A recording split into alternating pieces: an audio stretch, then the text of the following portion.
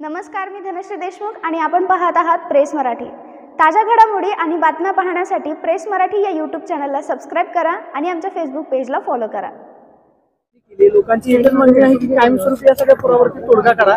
नदीपात्रातला राडारोडा आहे, त्याचबरोबर पूररेषेवरची बांधकामं आहेत, अनेक ठिकाणी भराव घातले असं सुद्धा स्थानिकांचं म्हणणं आहे।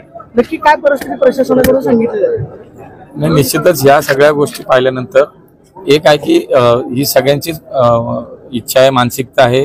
नागरिकांना हा वारंवार त्रास भविष्यात कधी होणार नाही यासाठी याच्यावरती कायमस्वरूपी उपाययोजना केलीच पाहिजे आणि त्यासाठीच आताही मीटिंग आहे। पुढच्या काळात एक धोरणात्मक या सगळ्या विषयावरती काम केलं जाणार आहे आणि पुन्हा पुन्हा हा प्रसंग होणार नाही याची काळजी घेतली जाईल।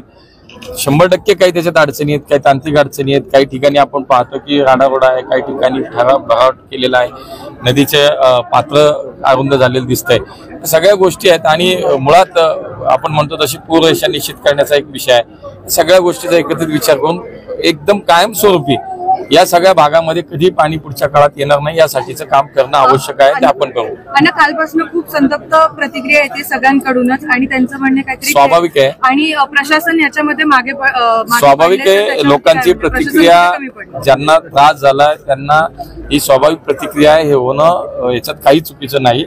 आणि आता प्रशासकीय पातळीवरती जी मदत आता बाकी आपण कायमस्वरूपीचा जो काही विचार तो करायचाच आहे, तो करतोय आपण।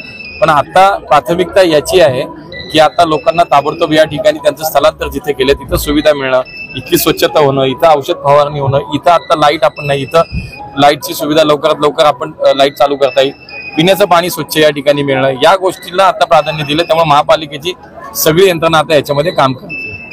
अन्न सगळ्यात महत्त्वाचं म्हणजे खडकवासला धरणामधून जे पाण्याचा विसर्ग करण्यात आला ते 55 ते 60 हजार पाणी होतं असं तिथल्या स्थानिकांचं म्हणणं आहे। मात्र प्रशासन सांगतंय की 35 ते 40 हजार क्युसेकने पाणी। मी सांगितलं की 40,000च्या वरती 40,000 क्युसेकच्या वरती पाणी 100% सोडलेलं आहे आणि त्याशिवाय इतकं पूर येत नाही। इथून मागचा आपण जो अनुभव पाहिला, ज्या वेळेला 40-45,000 क्युसेकच्या वरती पाणी सोडलं गेलं त्यावेळेला ही परिस्थिती इथं झालेली आहे आणि म्हणून याची निश्चित चौकशी केली जाईल, काय अडचण होती आणि महापालिका प्रशासन, जलसंपदा विभागाचं प्रशासन यांच्यातला समन्वय का नव्हता, नागरिकांना अलर्ट का गेलं नाही याची सुद्धा 100% चौकशी आणि कारवाई केली जाईल। पण फॉल्ट आहे असं लोक म्हणतात, तर त्याच्यावरती इन्फ्रास्ट्रक्चर जे आहे, इकडचं भिंत वगैरे काढण्यात आली, त्याच्यावरती काही त्याला खूप विषय वेगळे आहेत। मी तुम्हाला सांगितले महापालिकेचं काही त्याच्यात NGT आहे, इथले बाकी काही विषय आहेत, याचिका, सगळ्या विषयाला वेगळ्या बाजू आहेत सगळ्या। पण आता एकच आहे की आता प्राधान्य इथल्या लोकांना त्यांना या सगळ्या ह्याच्यातनं बाहेर काढणं, त्यांना मदत करणं आणि पुढचं आमचं एकच काम आहे की